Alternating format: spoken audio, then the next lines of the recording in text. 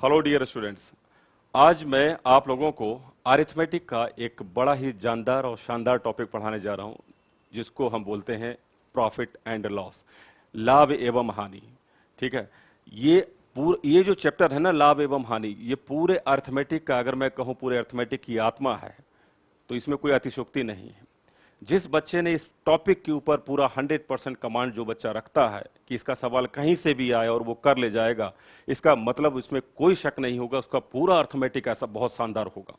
ठीक है। क्योंकि बहुत सारा जो ट्विस्ट करके जो क्वेश्चन रखा जाता है वो प्रॉफिट एंड लॉस वाले चैप्टर से ही रखा जाता है। आपने देखा होगा जब 3-5-6 लाइन का क्वेश्चन प्रॉफिट एंड लॉस का हो जाता है, या मान के चलो 4 लाइन का ही क्वेश्चन हो जाता है प्रॉफिट एंड लॉस का, तो सबसे पहले मैं वैसे सवालों को अभी नहीं कराने जा रहा। ठीक है। मैं आपको पूरा एक बेसिक से सारा एक सिस्टमेटिक तरीके से किस तरह से पूरा चैप्टर पढ़ना है, मैं उस तरीके से आपको लेके चलना चाह रहा हूं। कारण उसका मैं बताऊं कि अगर आप प्रॉफिट एंड लॉस का 4 या 5 लाइन का कोई सवाल देखते हो, तो निश्चित तौर पर मान लेना कि वो सिंगल कंसेप्ट का क्वेश्चन नहीं होगा। ठीक है। उसमें 2 या 3 छोटे छोटे कंसेप्ट जुड़ रहे होंगे और तब वो सवाल बन रहा होगा। तो हम लोगों को करना यह चाहिए कि पहले वो सिंगल कंसेप्ट, जो सवाल जो बड़े बड़े सवालों में लागू होते हैं, तो सिंगल कंसेप्ट को पहले बहुत बेहतरीन तरीके से हमको क्लियर करना है। और सिंगल कंसेप्ट का जो क्वेश्चन होता है वो हमारे ब्रेन में सॉल्व होना चाहिए, उसके लिए हमको पेन नहीं चलाना चाहिए। ये मेरा पढ़ाने का तरीका है और मैं इसी वे में आपको लेके चलूंगा। ठीक है। और इस निश्चित बात मान लेना कि आप लोग इसी तरह से आगे बढ़ेंगे। ठीक है ना। सही है। तो तो अभी हम लोग स्टार्ट करने जा रहे हैं प्रॉफिट एंड लॉस। और इस चैप्टर को, जैसा कि मैं ऑफलाइन क्लासेस में पढ़ाता हूं, बड़ा बेसिक से स्टार्ट करूंगा। और मैं ये मान के पढ़ाता हूं कि सारे मेरे पास सामने जितने बच्चे बैठे हैं वो कुछ नहीं जानते। ठीक है। इसको ऐसा मत समझिएगा कि मैं किसी बच्चे की कोई बेइज्जती कर रहा हूं। ठीक है। मैं अपने तरीके से सारे बच्चों की जो सोचने की जो थॉट प्रोसेस है, उस पे वार करते हुए उनको अपने सोचने के तरीके से मैच करवाने का प्रयास करता हूं कि आप लोगों ने पहले कितना भी किसी भी तरीके से पढ़ा हो, लेकिन आप मेरी तरीके से पहले सोचिए। ठीक है।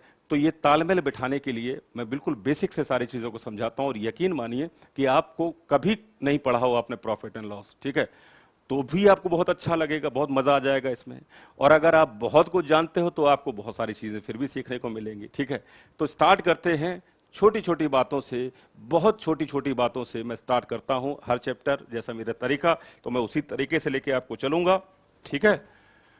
तो आप लोग हेडिंग में डाल लीजिए प्रॉफिट एंड लॉस। तो भाई साहब, ये चैप्टर है लाभ एवं हानि। अब जब लाभ एवं हानि पढ़ते हो आप चैप्टर, ठीक है, तो आपने जब कभी भी पढ़ा हो ये चैप्टर, 7th 8th में स्टार्ट हो जाता है, 6th 7th 8th में लाभ एवं हानि की कैलकुलेशन। तो जब हमने लाभ एवं हानि कभी भी पढ़ा, तो या आपने देखा होगा कि जब आप एनसीईआरटी या आप सीबीएसई में जिस भी बुक को फॉलो करते थे, आपने कभी भी देखा होगा, आईसीएसई बोर्ड, किसी भी बोर्ड में जिस भी बुक को आप फॉलो करते हो, तो आपने देखा होगा कि जब ये चैप्टर होता है तो इसमें कई सारे फार्मूलेज लिखे होते थे। ठीक है। तो भाई साहब, वो फार्मूलेज की एक्चुअल में जरूरत तो नहीं है, क्योंकि तब आप सोचो जरा कि जब आप 7वीं 8वीं में थे तो हमारा दिमाग उतना विकसित नहीं होता, तो हमको ये बता दिया जाता है कि भाई साहब एक एक फार्मूला है, इसके अंदर आप वैल्यू पुट करो और आपका आंसर आ जाता है। ठीक है। हम ये भी जानने की कोशिश नहीं करते कि वो फार्मूला एक्चुअल में बना कैसे, और निश्चित तौर पर उस एज में कौन जान पाएगा कि फार्मूला बना कैसे। ठीक है। जबकि अब जब हम ग्रेजुएशन करने के बाद कोई एग्जामिनेशन देते हैं, तो निश्चित तौर पर आप ये मान लेना कि हम लोगों की समझ तो बढ़ गई होगी। ठीक है। अब हम लोग क्या करेंगे, उसी समझ के हिसाब से उन फार्मूलेस को इग्नोर मार देंगे, और जैसा मैं लेके चल रहा हूं वैसे पूरी बात को आपको सीखना होगा, समझना होगा। तो यकीन मानिए, ना तो हमको कोई शॉर्टकट ट्रिक की फार्मूले की जरूरत है, ना कोई बेसिक फार्मूले की जरूरत है। ठीक है। तो इस चैप्टर के अंदर कुछ टर्म होते हैं, पहले हम उस टर्म की बात कर लेते हैं। ठीक है ना। तो जैसे कि आप लोगों ने इस टर्म से बहुत परिचित हो गए, कॉस्ट प्राइस। कॉस्ट प्राइस मतलब होता है क्रय मूल्य।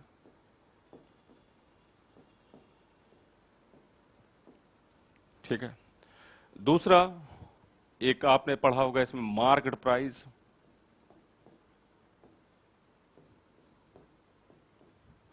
इसको बोलते हैं अंकित मूल्य।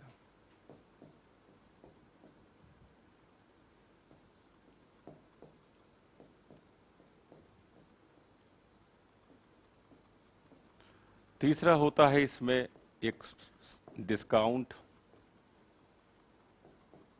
हिंदी में बोलें तो बट्टा, और चौथा होता है इसमें सेलिंग प्राइस।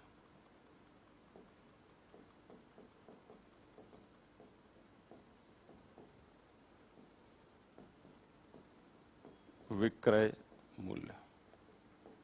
ठीक है, ये चार टर्म होते हैं जिसका पूरे प्रॉफिट एंड लॉस चैप्टर में इस्तेमाल किया जाता है। ठीक है, ध्यान से समझिएगा।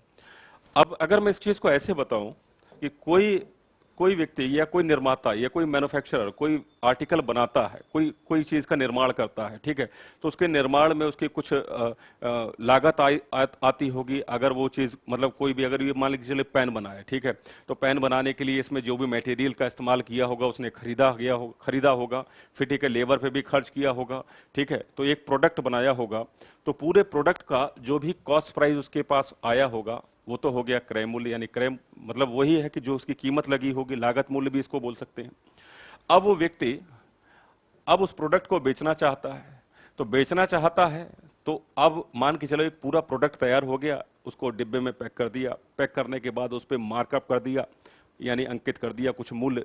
मान लीजिए 50 रुपए की चीज उसको लागत में पड़ी थी, तो उसने मान लीजिए उसके ऊपर 100 रुपए का अंकित कर दिया। ठीक है, अब पूरा पैकेज हो गया, पैकेट बन गया, अब वो अंकित मूल्य की बात आ गई, तो अंकित मूल्य 100 रुपए मान लीजिए आपने रख दिया। ठीक है, अब क्या हुआ कि जब डिस्काउंट वाली बात आएगी तो डिस्काउंट तो हमेशा अंकित मूल्य पर दिया जाता है, यानी मार्क प्राइस पे ही दिया जाता है। ठीक है, मान के चलो आप जैसे किसी शॉपकीपर पे जाते हो, आपने कोई कोई कोई बुक खरीदी, तो बुक अगर मान के चलो उस पर प्रिंट है 400 रुपया। ठीक है, अब 400 रुपये पर दुकानदार कुछ डिस्काउंट देना चाहेगा, या तो वो रेट टू रेट बेच दे तो डिस्काउंट की बातें नहीं होगी। अगर वो 400 रुपये की चीज को मान के चलो उसने कहा कि मैं 20% डिस्काउंट पे आपको दूंगा, तो डिस्काउंट किस पे दिया जाता है, हमेशा याद रखिएगा, तो डिस्काउंट दिया जाता है मार्क प्राइस के ऊपर, यानी अंकित मूल्य के ऊपर। तो ये आगे डिस्काउंट वाली बात। ठीक है ना, तो ये डिस्काउंट किस पे दिया जाता है, एक एक कनेक्शन है, इस कनेक्शन को जरा समझना। ठीक है ना, बस इतनी सी बात है जो मैं बताना चाह रहा, फिर आऊंगा मैं जो मुझे बताना है अभी। ठीक है, ये डिस्काउंट, तो आप देखें कि मार्क प्राइस के बाद क्या आता है, डिस्काउंट। अब डिस्काउंट देने के बाद जो भी उसका विक्रय मूल्य निर्धारित हुआ, मान लीजिए कि 100 रुपए की 50 रुपए की कोई चीज बनी थी, 100 रुपए उस पर अंकित किया गया, 10% का डिस्काउंट मान के चले 90 रुपए में वो चीज बेची गई, तो बेची गई तो उसी को तो बोलते हैं सेलिंग प्राइस। तो वो कितने का बिका, तो वो यहां पर आ जाएगा सेलिंग प्राइस। तो एक सीक्वेंस है, इस सीक्वेंस को आप लोग जरा देख लें। ठीक है, ये चार टर्म है, ये चारों टर्म का इस्तेमाल होता है पूरे प्रॉफिट एंड लॉस में। अब इन्हीं चारों टर्म को घुमा फिरा के हमसे नए नए सवाल पूछे जाते हैं।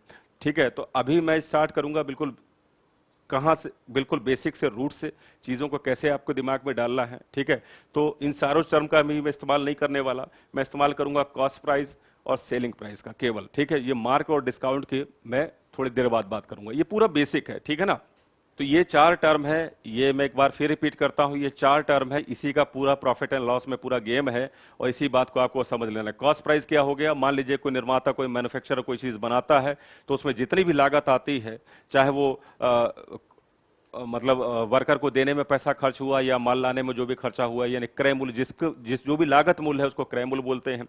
अब वो चाहे, अब वो पूरा पैकेट उसने बना लिया, पैकेट पर जो भी उसने ठप्पा लगाया, जितने भी उसने अंकित मूल्य किया, तो वो उसका अंकित मूल्य बोला जाएगा। दुकानदार के पास ये प्रोडक्ट गया, दुकानदार इस अंकित मूल्य पर ही डिस्काउंट देगा, और डिस्काउंट देने के बाद जो कस्टमर पे करेगा वो बोला जाता है सेलिंग प्राइस, यानी हमने या इस मैन्युफैक्चरर ने इस आर्टिकल को कितने में बनाया था तो क्रय मूल्य, और कितने में बेचा तो वो उसका विक्रय मूल्य। इतनी सी बात है। तो अभी ये चार टर्म का अगर मैं यहाँ पर इस्तेमाल दिखाऊं आपको, तो मैं पहले तो कॉस्ट प्राइस और सेलिंग प्राइस की बात करूंगा केवल, ये मार्क और डिस्काउंट की मैं अगले सेक्शन में बात करूंगा। ठीक है ना, तो पहले आपको इस पर फोकस करना है, कॉस्ट प्राइस और सेलिंग प्राइस पर। ठीक है ना,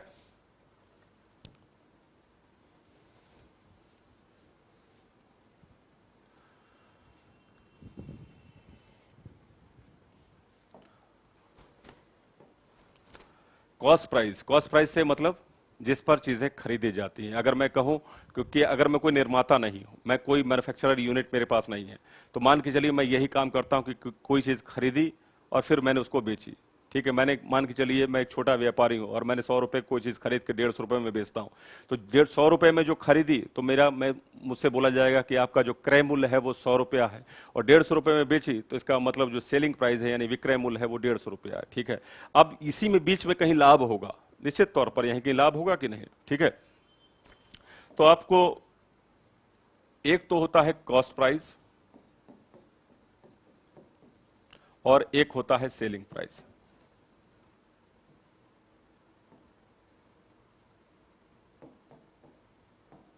मान के चलिए कि अगर मैं 100 रुपए की कोई चीज खरीदता हूं, बड़ी छोटी सी बात है, और मैं इसको 150 रुपए में बेच देता हूं,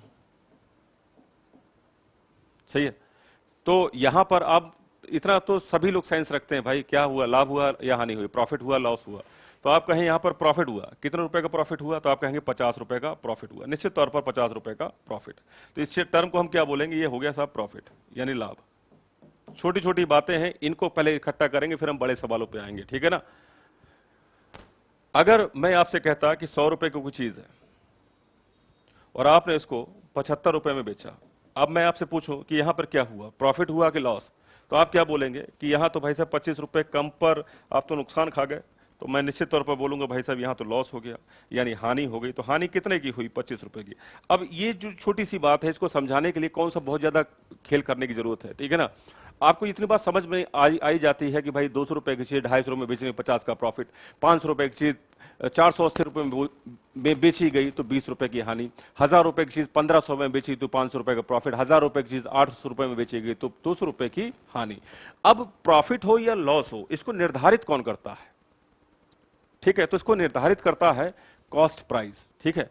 अगर मैंने आपसे यह कहा कि 100 रुपए की चीज अगर मैंने खरीदी और मैंने 150 रुपए की बेची तो मुझे 50 रुपए का यहां पे प्रॉफिट हुआ, तो 50 रुपए का प्रॉफिट मेरा किस पर काउंट होगा।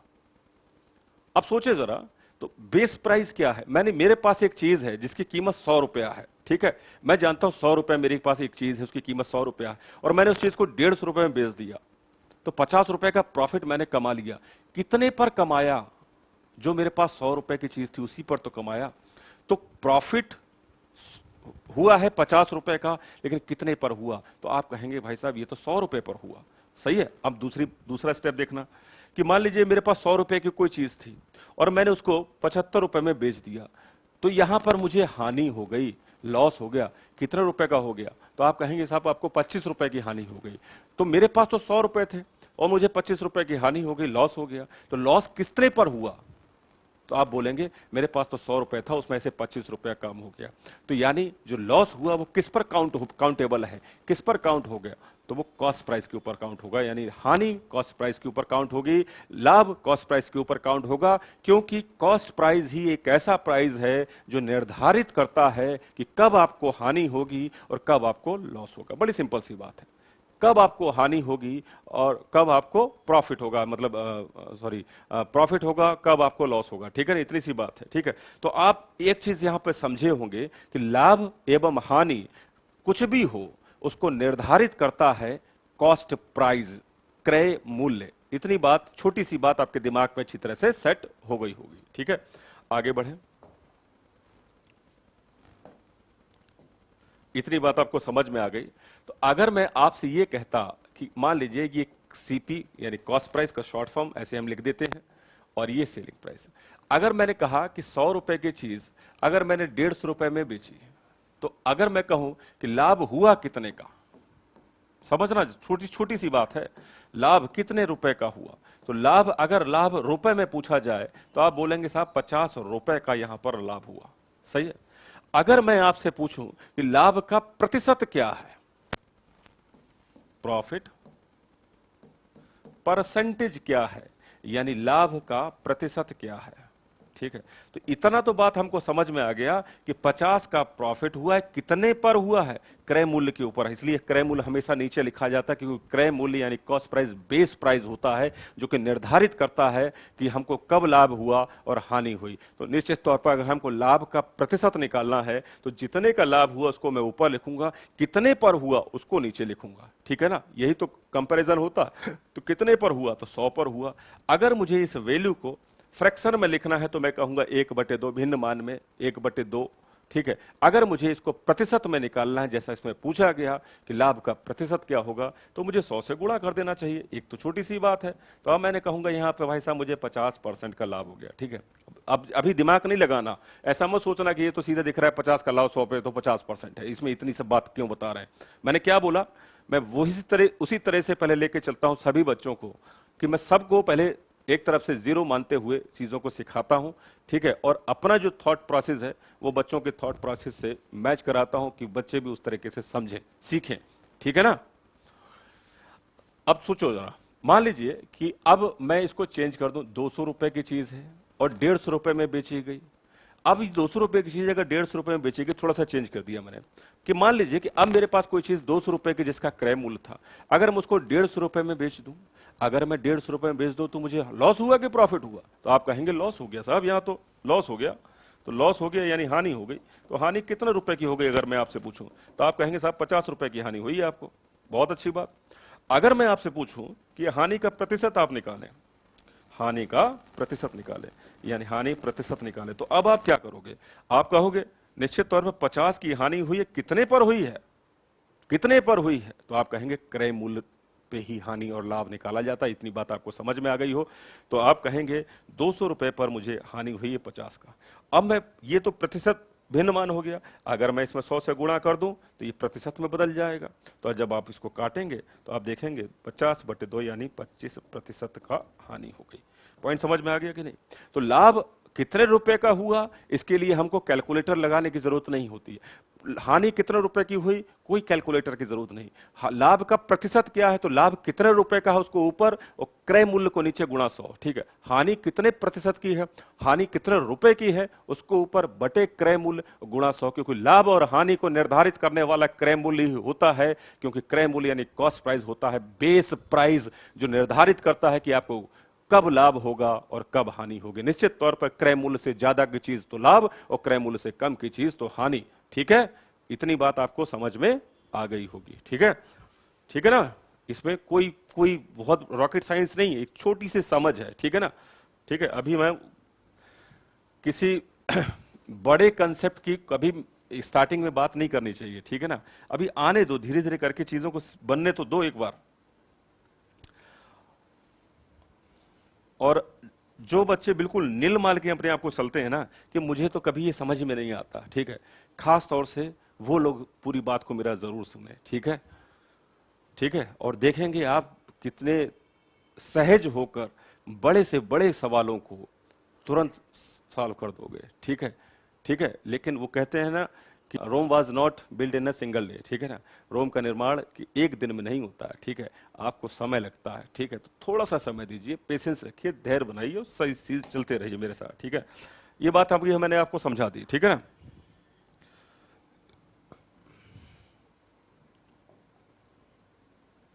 चलो आगे बढ़े भाई। तो हमको एक बेसिक जानकारी हुई, ठीक। आप देखो जरा, अब हमको प्रॉफिट एंड लॉस का जब की बात आती है, प्रॉफिट एंड लॉस, लाभ एवं हानि के प्रतिशत की बात आती है, और क्रय मूल्य और विक्रय मूल्य ये दोनों चीजें दी जाती हैं। अब हमारे पास 4 टर्म कलेक्ट हो गए। कौन कौन से टर्म कलेक्ट हो गए, ध्यान से समझिएगा।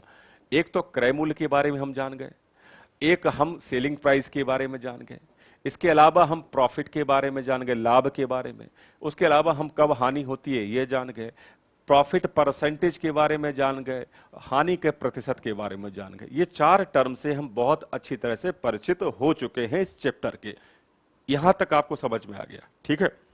अब हमको, आपको याद हो तो हमने कुछ फार्मूले, जब भी हमने प्रॉफिट एंड लॉस को 6th 7th 8th क्लास में जब भी हमने पढ़ा तो कुछ फार्मूले हम पढ़ते थे, कि जैसे कि आपको क्रय मूल्य दिया गया हो, प्रॉफिट का परसेंटेज दिया गया हो और सेलिंग प्राइस, आपको ये दोनों चीज आपको गिवन है, दी जा रही हैं, और आपको सेलिंग प्राइस निकालना है। तो आप क्या करते हो, आप कहते हो 100, फार्मूला क्या होता है 100 प्लस प्रॉफिट अपॉन 100 और इनटू सीपी करेंगे, और यहां पर सीपी की जगह पर वैल्यू जो होगी वो रख देंगे, प्रॉफिट परसेंटेज की जगह पर जो वैल्यू होगी वो यहां रख देंगे, कैलकुलेट करेंगे और अपने आंसर पर पहुंच जाएंगे। तो ये तो हमने 7th 8th में हमने वही मैंने शुरुआत में बोला था कि आपने फार्मूलेज के रूप में इस चैप्टर को पढ़ा अभी, ठीक है। लेकिन अब ये कॉम्पिटिटिव दौर में आ गए आप, ठीक है, तो अब आपको चीजें तेजी से करनी है। और निश्चित तौर पर जो हम पढ़ते हैं वो एप्टीट्यूड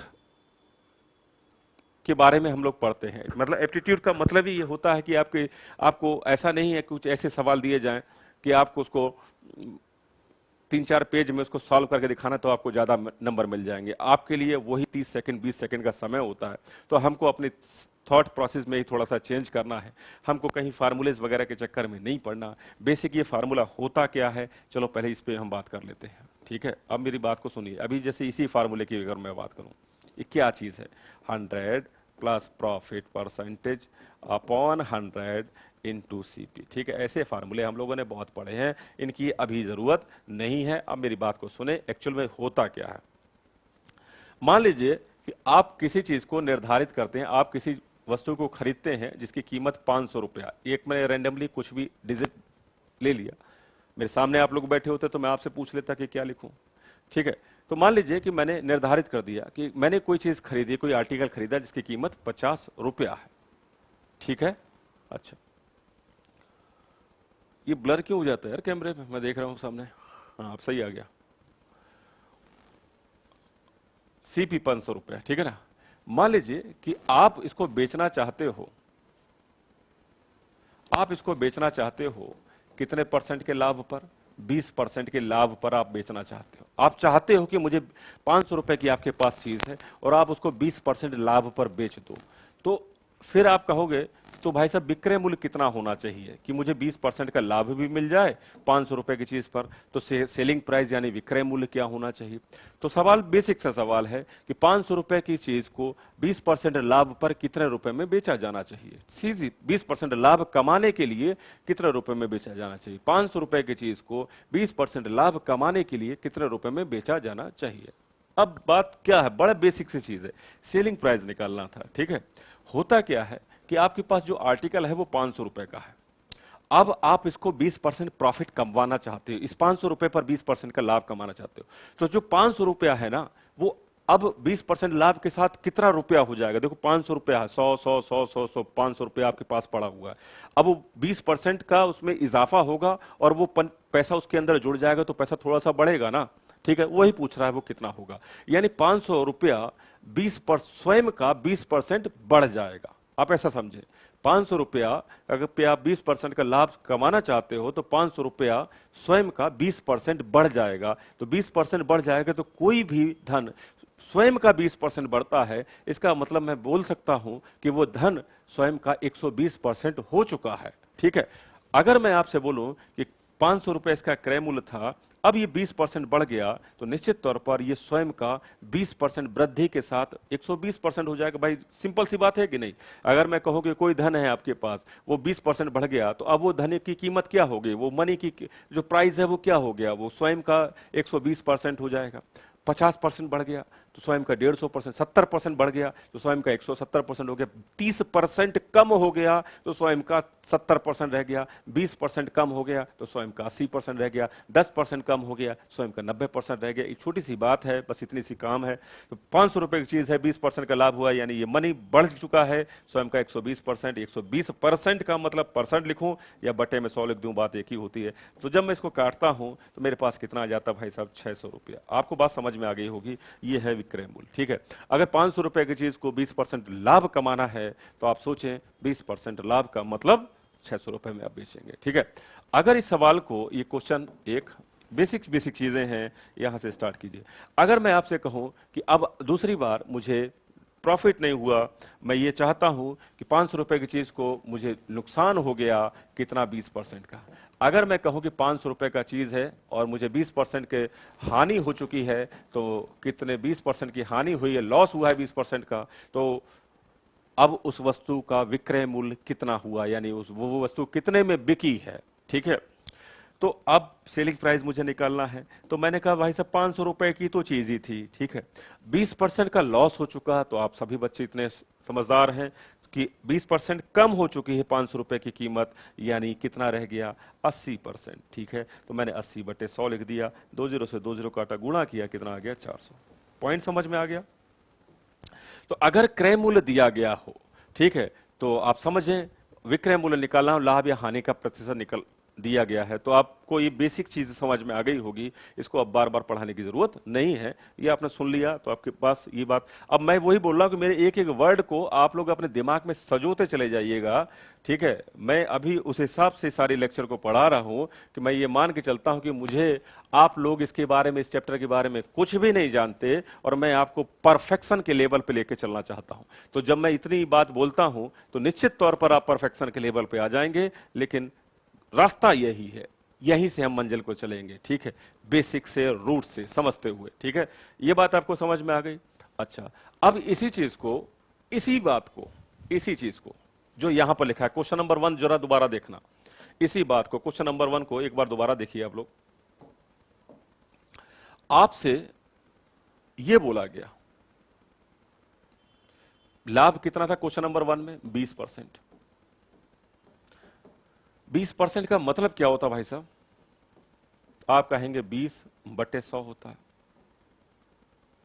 इसी चीज को हम एक दूसरे तरीके से रिप्रेजेंट करते हैं, मेरी बात को सुनिएगा क्योंकि ये चीज आगे बहुत इस्तेमाल होगी। तो मैंने ये कहा कि अगर वस्तु की कीमत 20% लाभ का मतलब क्या है, क्या मतलब होता है 20% लाभ का? तो सबसे पहले आप जानिए कि 20% का क्या मतलब होता है। ये आंसर आ चुका है, इसको आप भूल जाइए, ठीक है ना। आगे की स्टेप की बात मैं समझा रहा हूं। 20% लाभ का मतलब क्या होता है अगर मैं आपसे कहूं, तो आप कहेंगे 20% लाभ का मतलब 20% लाभ, ठीक है। नहीं, पहले उसके अलावा भी आप सीखें पहले 20% का मतलब क्या होता है। तो आप कहेंगे 20% का मतलब तो 20/100 होता है। मैंने बहुत अच्छी बात, जब मैं कहूं कि 20% लाभ की बात करूं तो आपको ये बात समझ में आनी चाहिए कि हर 100 पर 20 का लाभ होगा। जितना भी प्राइस होगा हर 100 पर 20 का लाभ होगा। मैंने कहा अगर ये बात आपको समझ में आती है तो आप इसको ऐसे भी समझ सकते हैं कि हर 100 पर 20 का लाभ होगा। लाभ और हानि क्रय मूल्य पर निकाली जाती है, जो नीचे वाला मूल्य है वो क्रय मूल्य को निर्धारित करता है। सही है, हर 100 पर 20 का लाभ, 20% का मतलब। और सीपी आपको कितना दिया गया है, जरा प्रश्न में जाइए। इस प्रश्न नंबर 1 की मैं बात कर रहा हूं तो 500 दिया गया है। इसका मतलब आप इस 100 के मान को 500 से तुलना कराइए तो आप कहेंगे एक की वैल्यू आ गई मेरे पास 5 रुपया, यानी 100 की वैल्यू 500 है, क्योंकि 20% का मतलब 20/100 होता है। हर 100 पर 20 का लाभ, तो हर 500 पर कितने का लाभ हो जाएगा, तो आप समझ जाएंगे कितने का लाभ होगा। तो आप कहेंगे 100 रुपए का लाभ हुआ, ठीक है, ऐसा समझ सकते हैं। ऐसा समझिए पहले। तो 100 रुपए की चीज 500 रुपए, तो आपने देखा 2 जीरो से 2 जीरो कट गए, एक की वैल्यू 5 रुपए आ गए। तो अगर मैं कहूं लाभ कितना रुपए का है, तो 20 की वैल्यू करने के लिए आप क्या करेंगे, 20 गुणा 5 कर देंगे तो आपके पास क्या आ जाएगा, 100 रुपया। तो आप कहेंगे भाई साहब लाभ हुआ तो 100 रुपए का हुआ, सही है कि नहीं? लाभ हुआ तो 100 रुपए का हुआ। मैंने बहुत अच्छी बात। तो अब आप सोचें कि जब सीपी मेरे पास 500 रुपया था और 100 रुपए का लाभ हुआ तो विक्रय क्या होगा? तो आप कहेंगे 500 का तो क्रय था और 100 का लाभ हो गया तो विक्रय हुआ 600 रुपया। ठीक है, सही है इतनी बात? ये बात आपको समझ में आई? ठीक है। अब ये जो प्रतिशत मान है, जैसे 20% का मतलब मैंने आपको समझाया 20/100, और इससे पहले वाला एक और चैप्टर होता है परसेंटेज। तो परसेंटेज में जैसे ही मैं 20% में परसेंटेज वाले चैप्टर में हम लोग पढ़ के आते हैं कि 20% का मतलब 1/5 होता है। हर बहुत सारे हम लोग जब हम परसेंटेज के बाद प्रॉफिट और लॉस पढ़ते हैं तो बहुत सारे जो फ्रैक्शंस वैल्यू है वो हम उसको यूज टू हो जाते हैं उससे बार बार, क्योंकि इस्तेमाल होती है परसेंटेज वाले चैप्टर में। तो जैसे ही मैं 20% बोलूंगा तो आपको क्या समझ में आनी चाहिए? तो ये आप यहां पर आइए दोबारा से, और 20% का मतलब अगर आपको 1/5 समझ में आता है तो ये थोड़ा सा और आसान आपको लगेगा। ठीक है, नीचे वाला प्राइस हमेशा क्रय मूल्य होगा, ऊपर वाला जो भी दिया जाए, प्रॉफिट है तो आप बोलेंगे प्रॉफिट, लॉस है तो लॉस। तो 5 पर 1 का लॉस, 1 का प्रॉफिट, ये हो गया प्रॉफिट। हम सभी जानते हैं कि लाभ पर क्रय मूल्य पर लाभ के साथ विक्रय मूल्य आता है। 5 रुपए की चीज हम इसको ऐसे समझेंगे कि 5 रुपए की चीज अगर 1 रुपए लाभ के साथ बेची गई तो कितने की बिचेगी? तो आप कहेंगे 5 और 1 6 रुपए की बिकेगी। तो जब कभी भी, अब एक चीज को याद रखिएगा कि जब कभी भी आपके पास कोई भी प्रतिशत मान दिया गया हो, ठीक है, इस पॉइंट को जरा नोट कर लीजिएगा, जब कभी भी आपके पास कोई भी प्रतिशत का मान दिया गया हो तो उस प्रतिशत के मान को, उस प्रतिशत की वैल्यू को आप फ्रैक्शन में कन्वर्ट करेंगे। लाभ का प्रतिशत हो, हानि का प्रतिशत हो, हमेशा जो नीचे वाली वैल्यू है उसको क्रय मूल्य बोलेंगे और जो ऊपर वाली वैल्यू है उसको लाभ या हानि प्रश्न के अनुसार बोल देंगे। ठीक है, और उसके बाद क्योंकि लाभ होगा, जैसे यहां हो रहा है 5 पर 1 का लाभ, तो 5 और 1 6 विक्रय हो गया। अगर ये हानि होती, लॉस परसेंट होता 20%, तो 5 पर 1 की हानि, विक्रय मूल्य बन जाता 4 यूनिट का, 4। ठीक है ना। तो अब ये किसी भी पार्ट, कभी कभी ये होता है कि स्पेशली क्वेश्चन में ये बोला जाता है कि कोई दुकानदार अपने लाभ की गणना विक्रय मूल्य के ऊपर करता है, जबकि लॉजिक ये ठीक बात नहीं है। लेकिन प्रश्न में घुमा के ऐसा बोला जाता है कि कोई व्यक्ति अपने लाभ की गणना विक्रय मूल्य के ऊपर करता है, तो उस कंडीशन में उस पर्टिकुलर क्वेश्चन के लिए नीचे वाले पार्ट को हम विक्रय मूल्य मानते हैं। ठीक है, वो अलग बात है, वो अभी आएंगे उस पर समझाएंगे। ठीक है, तो 5 पर 1 का लाभ, तो विक्रय क्या बन गया 6। अगर 5 पर 1 की हानि होती तो विक्रय क्या बनता, 4 बनता। आपको बात समझ में आ गई। ठीक है, तो अब मेरी बात को ध्यान से समझ लीजिएगा, और ये फाइनल में टच दे रहा हूं अपनी बात को, कि किसी भी प्रतिशत मान को आप पहले फ्रैक्शन में उसका कन्वर्जन देखें, आपके दिमाग में खुल जाना चाहिए वो कन्वर्जन, और नीचे वाले वैल्यू क्रय, ऊपर वाला लाभ या हानि प्रश्न के अनुसार, उसके बाद सेलिंग प्राइस यानी विक्रय मूल्य निर्धारित हो जाता है। जैसे इस सवाल के अंदर मुझसे बोला गया कि 500 रुपए की कोई चीज है, 20% का लाभ है, तो मैं छोटा सा, ये तो आसान है, तो 500 का मैं 120% निकाल भी सकता हूं, तो 600 आ गया, मैंने ये तो बात कर लिया। लेकिन अगर आप ये सब चीजों से थोड़ा सा दूर रहें, ठीक है, और ऐसा सोचें कि 20% का मतलब क्या होता है, तो आप बोलेंगे 1/5 होता है, तो 5 पर 1 का लाभ, तो क्या हो गया 6।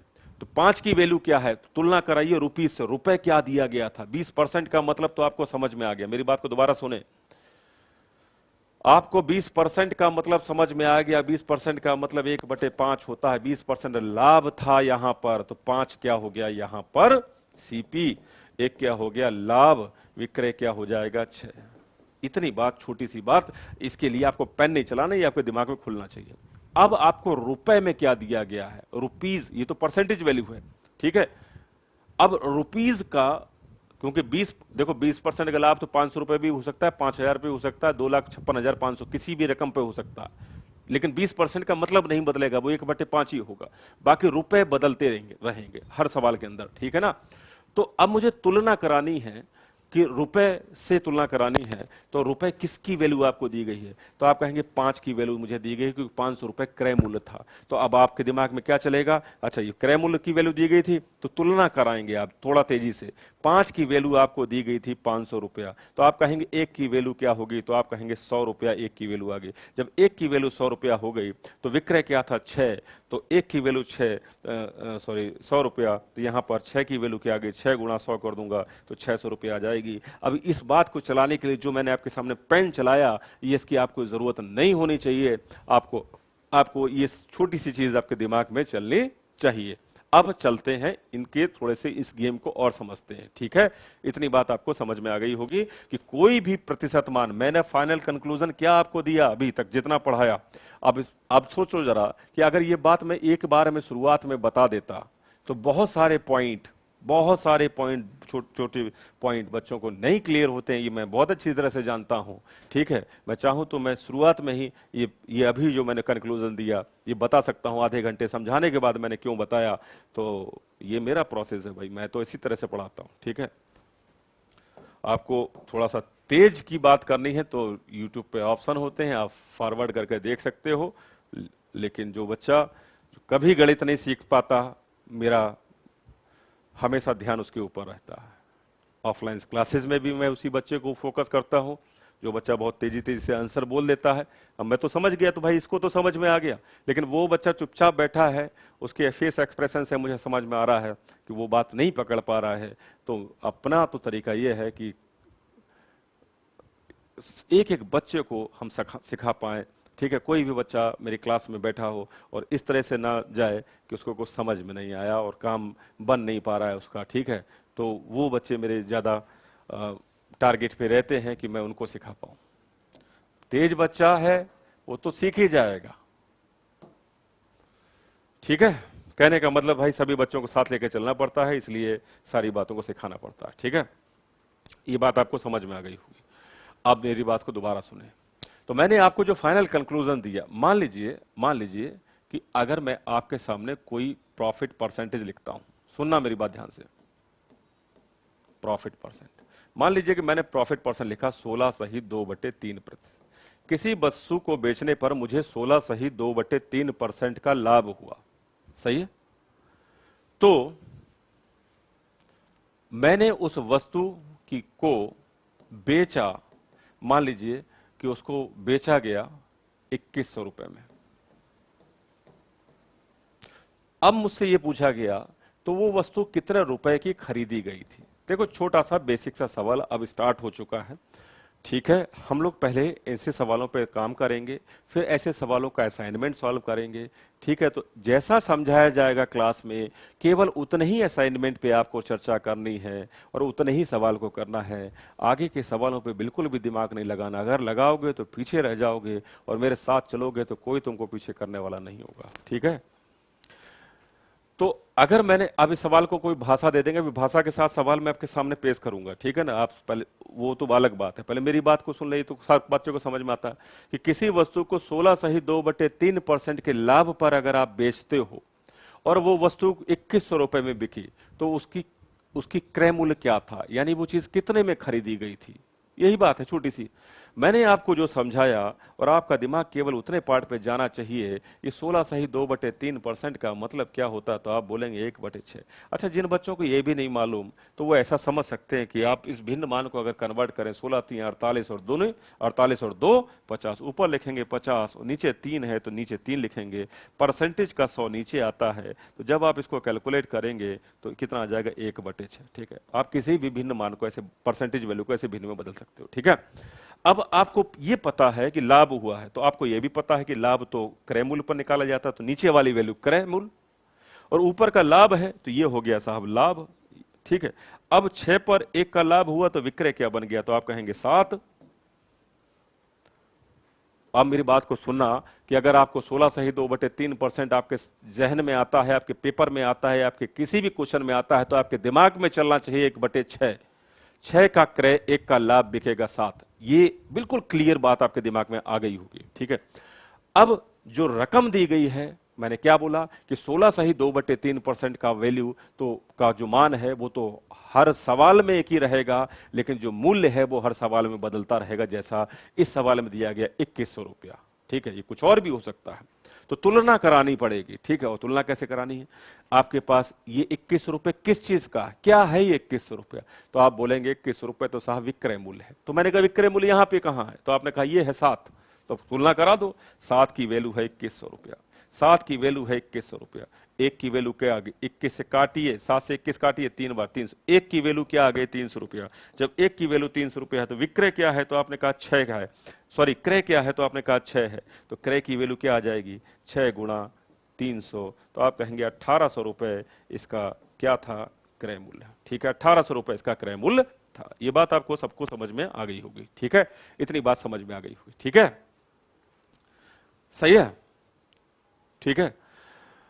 तो मैंने आपको जो समझाया यह आपको समझ में आया कि नहीं आया, ये छोटी सी बात है। तो इसके लिए अब देखो, जब हमारे पास वैल्यूज जो होती हैं वो इस तरह से ज्यादातर 80-90% क्वेश्चन में ये वैल्यू ऐसी होती है जो पूरी तरह से कट जाए।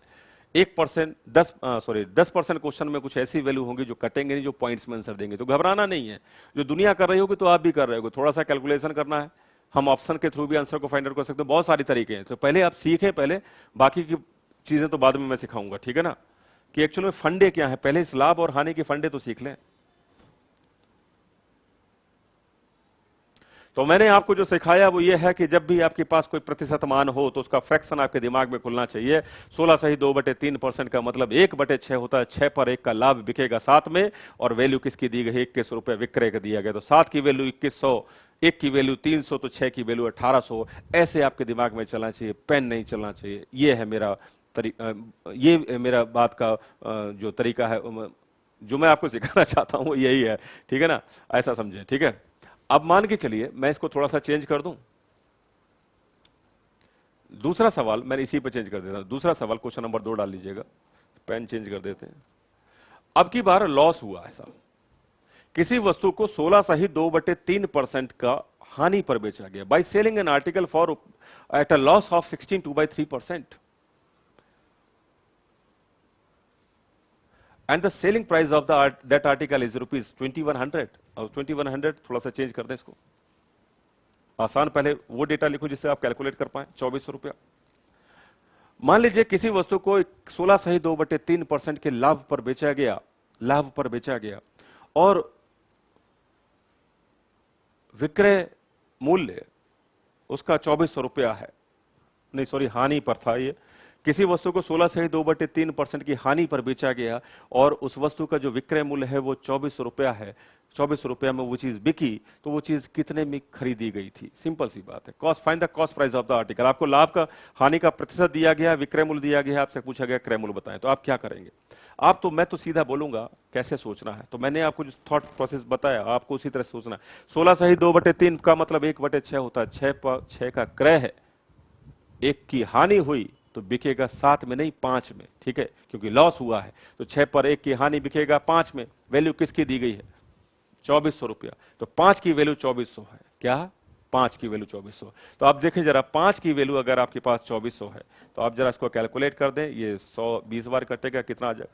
देखो 2400 है ना, तो 100 जो है 5 से 20 बार कटेगा और गुणा कर दें, कितना आ जाएगा? 480, ठीक है ना, 480। तो 480 1 की वैल्यू आई। जब 1 की वैल्यू 480 आई तो क्रय क्या था इसका? कितना था? 6।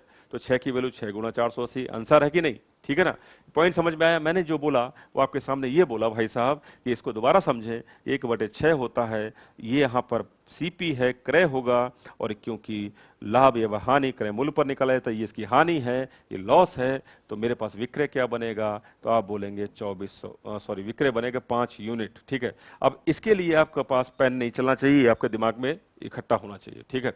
अब आपके पास 2400 रुपये क्या है? तो आप कहेंगे विक्रय मूल्य की बात है, तो आप कहेंगे 5 की वैल्यू क्या है? 2400। तो जो 5 की वैल्यू 2400 है तो 1 की वैल्यू क्या होगी? जरा इसको काट पीट दीजिए तो आपके सामने समझ में आ जाएगा कि आप 24 को ना काटें, 24 गुणा 100 समझें, 5 से 100 को काटें, 20 बार कटेगा, 20 का 24 से गुणा ना करते हुए 2 का 24 से गुणा करें, 48 आएगा, एक जीरो बढ़ा दें, 1 यूनिट की वैल्यू और 480 रुपया। क्रय मूल्य इसमें पूछा गया था, तो क्रय मूल्य की वैल्यू क्या हो जाएगी? तो आप कहेंगे 6 गुणा 480, ठीक है। आप जरा गुणा कर दें, इसका कितना आ जाएगा? 48, 4 हासिल 24 और 4 28, तो ये इसका क्रय मूल्य हो गया। कोई दिक्कत तो नहीं आई है? ठीक है, ठीक है ना। तो आपको किसी भी प्रतिशत मान को, चाहे 16/2/3 हो, 14/2/7 हो, 83 सही 1/3 हो, 33 सही 1/3 हो, कुछ भी प्रतिशत मान हो, इसके अलावा 28/2/5% हो, कुछ भी प्रतिशत मान हो, तो सबसे पहला आप उसको भिन्न में आपके दिमाग में स्टार्ट हो जाना चाहिए चलना, और जब भिन्न में कन्वर्ट हो गया तो प्रॉफिट एंड लॉस का जो फंडा है वो तो यही है जो मैंने अभी आपको समझाया। ये बात आपको समझ में आई गई होगी, ठीक है ना। मान लीजिए कि यही सवाल एक बार दोबारा देखते हैं। अब की बार आपको क्रय मूल्य दिया जाएगा और विक्रय मूल्य पूछा गया। प्रतिशत माने ये मैंने यही लिखा, लाभ हानि का प्रतिशत भी ये लिखा, सही है, सही है। मान लीजिए कि किसी वस्तु को मैंने 16/2/3% की हानि पर बेचा, ठीक है, या मैं बोलूं किसी वस्तु को मैंने 3600 रुपए में खरीद कर 16/2/3% की हानि पर बेचा, तो मेरे पास उसका विक्रय मूल्य क्या होना चाहिए? विक्रय मूल्य क्या होना? अब की बार मैंने क्रय मूल्य देकर विक्रय मूल्य पूछा। आपको मैंने ये बताया कि ये तो कभी बदलने वाला है नहीं, ये तो 1/6 ही रहेगा। 6 क्या है? सीपी है। 1 क्या है? यहाँ पर लॉस है, तो विक्रय क्या हो जाएगा? 5 यूनिट का हो जाएगा। इसमें तो कोई दिक्कत है ही नहीं भाई, ये तो तुरंत समझ में आ जाएगा। एसपी कितना हो जाएगा? 5। अब आपसे पूछा क्या गया है और दिया क्या गया है? 3600 रुपया क्या दिया गया? आपसे बोला गया किसी वस्तु को 3600 रुपए में खरीद कर 16/2/3% के लाभ पर बेचा, ठीक, हानि पर बेचा, तो वस्तु को कितने में बेचा गया होगा? ठीक है, ठीक है। If the cost price of the article is ₹3600, the article sold at a loss of 62/3%, what should be his what would be the selling price of that article? ठीक है, सही बात। अब आपसे ये तो आपको पता है, ये 3600 रुपए क्या है? 6 की वैल्यू, तो आप ये कहेंगे साहब 6 की वैल्यू है 3600 रुपया। यहां पे कोई बच्चे को दिक्कत नहीं। 1 की वैल्यू क्या होगी? जरा काट पीट दीजिए, 600 रुपया। जब 1 की वैल्यू 600 रुपया हो जाएगी तो वैल्यू किसकी चाहिए थी? 5 की, तो 5 गुणा 600 कर दें, कितना आ जाएगा? 5 × 30, 3000 रुपया, यानी विक्रय मूल्य क्या हो जाएगा? 3000 रुपया, ठीक है, सही है। अब की बार आपको क्रय मूल्य दिए गए थे तो आपने क्रय मूल्य से तुलना कराई, से पहले वाले सवाल में विक्रय मूल्य दिया गया तो विक्रय मूल्य से तुलना कराई, तो आपको ये गेम समझ में आ गया होगा, ठीक है। अभी हम इस पे बहुत सारे क्वेश्चन करेंगे, इसी पर करेंगे जो अभी समझाया, और तेजी से इस काम को खींच देंगे। ठीक है, चिंता मत करो। किसी सवाल के अंदर ये बोला जाता है, अब इस सवाल को आप नोट करना।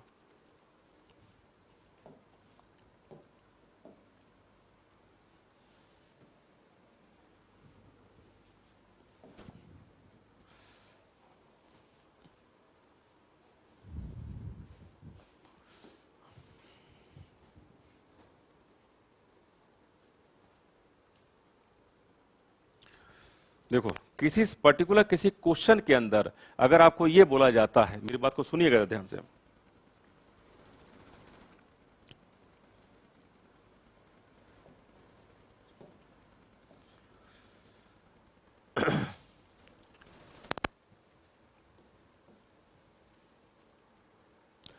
Shopkeeper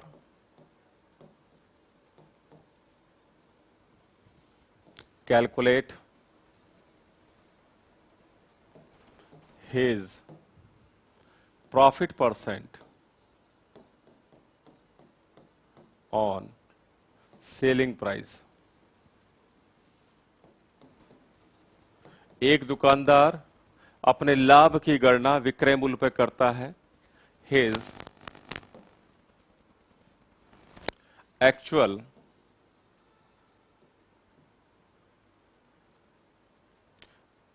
profit percent is 20%। तो उसको 20% का लाभ होता है। Find his actual profit percent. ये पर्टिकुलर थोड़ा सा अलग सवाल हो गया। ठीक है, ये बोला गया कि दुकानदार अपने लाभ की गणना विक्रय मूल्य पर करता है और उसे 20% का लाभ होता है, तो उसका वास्तविक लाभ प्रतिशत क्या है, उसका वास्तविक लाभ प्रतिशत क्या है। ठीक है, अब मेरी बात को सुनिए। 20% का मतलब तो कहीं बदलने वाला है नहीं। 20% का मतलब हम सभी जानते हैं 1/5 होता है।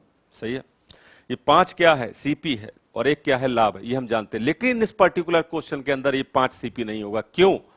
क्योंकि इसमें बोला गया a shopkeeper calculate his profit percent on selling price. इस पर्टिकुलर क्वेश्चन के लिए, किस विशेष क्वेश्चन के लिए ऐसा बोला गया कि एक दुकानदार अपने लाभ की गणना विक्रय मूल्य पर करता है, ना कि क्रय मूल्य। ये थोड़ा सा अलग गलत गणना कर रहा है। इस वजह से इस सवाल में बोला गया कि उसका वास्तविक लाभ प्रतिशत क्या है। इस बात से ही समझ में आ गया होगा फाइंड इज एक्चुअल गेन। उसका वास्तविक लाभ क्यों पूछा जा रहा है? क्योंकि वो कैलकुलेशन गलत कर रहा है, इसलिए आपसे वास्तविक लाभ पूछा जा रहा है। ठीक है, तो अगर ये पूछा जाए कि shopkeeper calculate his profit percent on selling price, तो अब की बार जो नीचे 5 है ना, इस पर्टिकुलर क्वेश्चन के लिए ये 5 सेलिंग प्राइस हो जाएगा। अब आप समझें, और 1 का लाभ है, ये तो लाभ ही रहेगा। अब आपसे मैं पूछूं कि भाई साहब एक तीसरी चीज और बची है, क्रय, वो क्या होगा? तो आप सोचें कि अगर कोई चीज 5 की बिकेगी और 1 के लाभ के साथ बिक रही होगी, तो क्रय तो 4 का होगा कि नहीं होगा?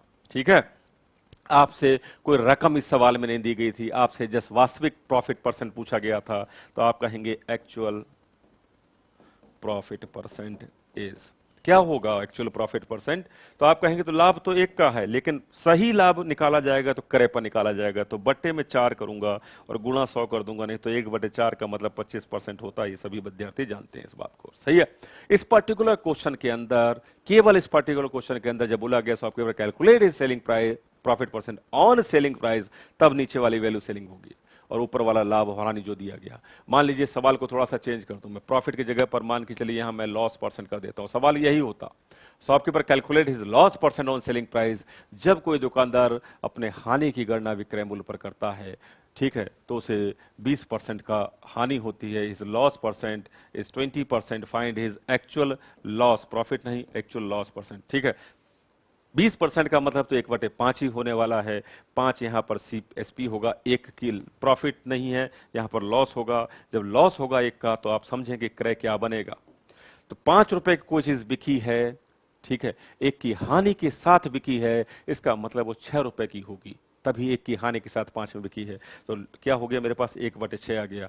अब मुझसे वास्तविक हानि प्रतिशत पूछा जाता तो मैं क्या करता, find his actual loss percent. तो मैं कहूंगा 1 की तो हानि है, कितने पर है, 6 पर है, और गुणा 100 कर दूंगा। नहीं तो मैं जानता हूं 1/6 का मतलब 16 सही 2/3% होता है। सही है कि नहीं? ये बात समझ में आ गई। इस पर्टिकुलर क्वेश्चन के अंदर नीचे वाली वैल्यू बदल गई। ठीक है, ये बात आपको समझ में आ गई। ये प्रॉफिट लॉस, सीपी, एसपी, इन 4 टर्म से जस्ट आप परिचित हुए हो इतनी देर की कहानी में। ठीक है, ठीक है। अब ये बात जब समझ में आ गई, आ जाओ सवालों पर।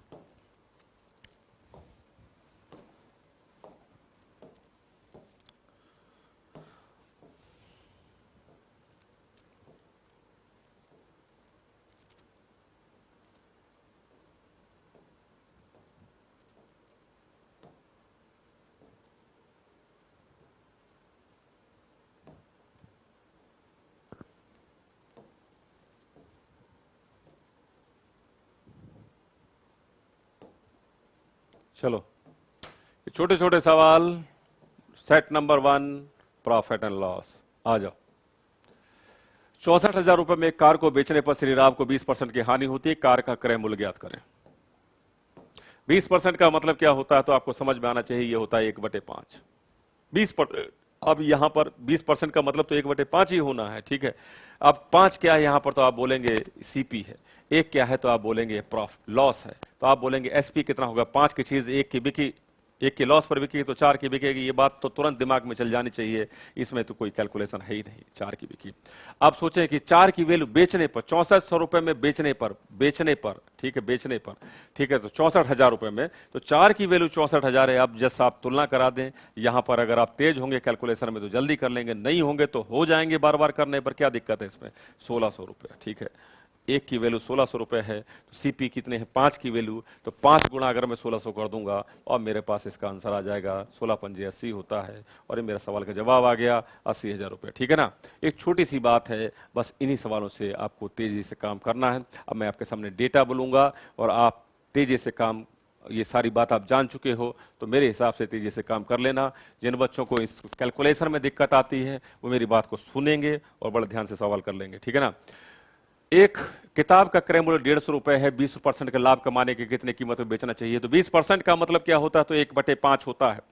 5 पर 1 का लाभ हुआ तो कितने का बिकेगा, 6 का। और 6 की 5, अब क्रय मूल्य 150 रुपया है तो 5 की वैल्यू, नीचे वाली वैल्यू क्या है 5, 5 की वैल्यू 150 तो 1 की वैल्यू 30, कितने बेचना चाहिए 5 और 1 6, 6 की वैल्यू 30 का 6 से गुणा करने पर 180। सवाल का जवाब। पेन नहीं चलना चाहिए इन छोटे सवालों के ऊपर, और मैंने आपको यही सिखाया है इतनी देर में, और यही मेरा कंक्लूजन है कि आप इन छोटी छोटी चीजों को तो पहले आपके दिमाग में इतना तेजी से चलना चाहिए कि सवाल, बड़ा सवाल तो ढह जाएगा, लेकिन ये छोटी छोटी चीजें पहले अपने दिमाग में इकट्ठा कीजिए। मैंने यही कहा कि 2 या 3 कंसेप्ट को मिलाने पर वो 3 4 5 लाइन का सवाल बनता है। उसको जल्दी से ढेर करने के लिए इस छोटे छोटे कंसेप्ट आपके दिमाग में तेज चलने चाहिए। ठीक है, आगे आ जाओ।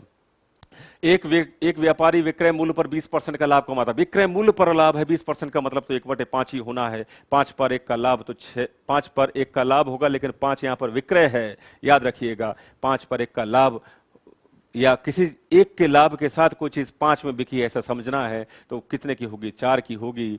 ठीक है, तो 1 का लाभ है 4 पर, तो 25% इस सवाल का जवाब हो गया 1/4 का। मतलब पॉइंट समझ में आ गया होगा। आगे देखें, 20% की छूट देने के बाद, देखो ये डिस्काउंट वाली चीज, ठीक है,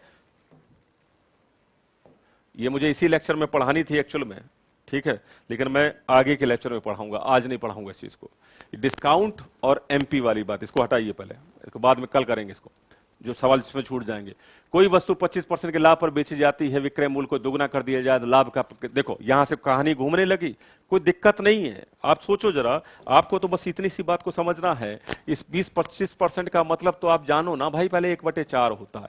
ठीक है, तो 4 क्या है यहां पर, सीपी है। 1 क्या है यहां पर, लाभ है। सही है, एसपी क्या बनेगा, 5 का बनेगा। ये तो बात समझ में आ गई। अब अगर यदि, अब यहां से कहानी जैसा सवाल बोले वैसे आप भी बोलो, यदि विक्रय मूल्य को दुगना कर दिया जाए तो विक्रय मूल्य कितना था, तो आपने कहा 5 था, तो 5 को दुगना कर दिया तो विक्रय मूल्य 10 हो गया। अब लाभ का प्रतिशत क्या है, तो 4 की चीज, अब 4, क्योंकि क्रय तो नहीं दुगना किया ना भाई, ठीक है, तो 4 रुपए की चीज अब 10 रुपए में बिकेगी, तो आप कहेंगे 6 का लाभ हो गया। 4 की चीज 10 में बिकेगी तो 6 का लाभ हो गया, कितने पर हुआ? 4 पर, यानी 6 का लाभ 4 पर, तो कहेंगे 3/2। अच्छा, गुणा 100 कर दूंगा तो प्रतिशत में बदल जाता है ये मान, तो ठीक है, तो 2 से इसको काटिए 50 बार, 50 गुणा 3 के आगे 150, ठीक है, इसका आंसर क्या हो गया? 150। पॉइंट समझ में आ गया कि नहीं? ठीक है ना। अगर मैं कहूं कि अगर विक्रय मूल्य को 3 गुना कर दिया जाए तो आप 5 गुणा 3 15 कर दीजिएगा, ठीक है, इतनी सी बात है। तो ये छोटी छोटी एक एक लाइन की बातें हैं, इसके लिए पेन नहीं चलना चाहिए, बस इतनी सी बात मैं समझा रहा हूं। किसी वस्तु को 72 रुपए में बेचने पर 10% की हानि होती है, 5% का लाभ कमाने के लिए वस्तु की कीमत, देखो थोड़ा सा और बढ़ गया सवाल, ठीक है, घबराना नहीं, एक बात समझना, 72 रुपए में बेचने पर 10% हानि का मतलब क्या होता है? तो कहेंगे 1/10, ठीक है। 10 क्या है यहाँ पर? सीपी है। 1 क्या है? लॉस है। 10 क्या है? सीपी है। 1 क्या है? लॉस है। बिकेगा कितने का? तो आप कहेंगे 5। बिकेगा कितने का? तो 10 पर 1 की हानि के साथ बिकेगा ये 9 में। ये बात तुरंत समझ में आ गई हमको, ये ठीक है ना। आप कहा 72 रुपए में बेचने पर, तो मैं कहूंगा 9 की वैल्यू क्या है? तो 9 की वैल्यू 72 है, तो 1 की वैल्यू 8 हो जाएगी, 8 हो जाएगी, 1 की वैल्यू 8 हो जाएगी। अच्छा, अब क्या पूछा गया? 1 की वैल्यू क्या हो जाएगी? 8 हो जाएगी। अब क्या पूछा गया? तो सीपी कितना है? अब सीपी की बात छोड़ो, पहले आप पूछा कि 5% का लाभ कमाने के लिए वस्तु को कितने पे बेचना चाहिए, ठीक है। ये 10% का मतलब हमारे सामने खुल के आ गया। एसपी 9 यूनिट आया, 9 की वैल्यू यहां पर दी गई, तो 72 हमने तुलना करा दी, 9 वैल्यू बराबर 72, 1 बराबर 8, ये हमारे पास आ गया। सीपी कितना हो जाएगा? तो आप कहेंगे 10 गुणा 8 कर दूंगा तो सीपी हो जाएगा मेरे पास 80 रुपया। अब मेरी बात को सुने, 5%, अब सवाल आगे के स्टार्ट होता है, क्रय मूल्य नहीं पूछा गया, इसके आगे कुछ पूछा गया, और आगे क्या पूछा गया आप समझें कि 80 रुपए की चीज है और 20, अब आगे बोला गया 5% का लाभ कमाने के लिए उसको कितने में बेचना चाहिए। तो 80 पर 5% के लाभ के साथ वो कितने का बिकेगा, आप इसको बता दें। या तो अभी 80 का 105% कर लें, या ऐसा नहीं करना चाहते, क्रय मूल्य आपके पास अब नया सवाल बन गया, क्रय मूल्य आपके पास 80 रुपया बन गया, लाभ का प्रतिशत आपके पास 5% है। 5% का मतलब आप सभी जानते हैं 1/20 है, 20 की वैल्यू 80 दी गई है, 1 की वैल्यू 4 हो जाएगी, 20 पर 1 का लाभ बिकेगा कितने में? 21 में। 21 गुणा 4 करने पर 84 सवाल का जवाब हो जाएगा। मैंने जितनी भी चीजें यहाँ पे समझाई उसके लिए आपका पेन नहीं चलना चाहिए और ये सवाल आपके दिमाग में चलने चाहिए, समझे। 10% का मतलब 1/10 समझ में आता है, 10 पर 1 की हानि कितने का हो गया? 9 का। 9 की वैल्यू 72 है, 72 रुपए में बेचने पर 72 सेलिंग प्राइस है। 9 की वैल्यू 72, 1 की वैल्यू 8, तो क्रय क्या था? क्रय क्या था यहाँ पर? क्या था? 10 था, तो यानी 10 की वैल्यू 80 हो गई। 10 की वैल्यू 80, तो 5% का लाभ कमाने के साथ वो कितने का बेचना चाहिए? तो 80 रुपए की चीज को अगर 5% लाभ के साथ चाहते हो तो कितने का बेचेंगे? तो 80 का 1, अब ये 5% का मतलब 1/20 होता है, 20 की वैल्यू 80, 1 की वैल्यू 4, तो 20 और 1 21 की वैल्यू, यानी विक्रय क्या हो जाएगा? 21 गुणा 4 84। ये छोटी छोटी बातें हैं, इसके लिए आपका पेन बिल्कुल नहीं चलना चाहिए, ठीक है। मैं ये नहीं कहता कि ये तो 20%, 10% आप सोच रहे हो ये तो परसेंटेज आसान है इसलिए पेन नहीं चलना चाहिए। टिपिकल हो जाएंगे, अरे हो जाएंगे टिपिकल, तो आने दो ना, सब आ रहे हैं आगे सवाल, ठीक है, चिंता मत करो। पहले तो जो सोचने का तरीका है उस पर गौर करो, ठीक है। अगर मैं यहाँ पर बड़े बड़े फ्रैक्शन वैल्यू लिख दूं, परसेंटेज को उल्टी सीधी वैल्यू रख दूं, तो आप सीख नहीं पाओगे, तो सीखिए पहले, ठीक है ना। हम हर क्वेश्चन पे बात करेंगे और हर क्वेश्चन को तोड़ देंगे, ठीक है ना। तो पहले बेस बनाना चाहिए, ठीक है।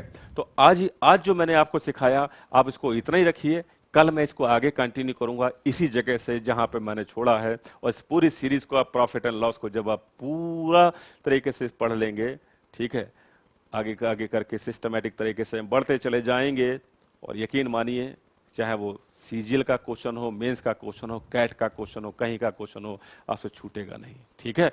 आज के इस बेसिक लेक्चर में मैंने जितना समझाया उतनी बात को अपनी कॉपी पे नोट कर लेना, ठीक है। Take care, thank you.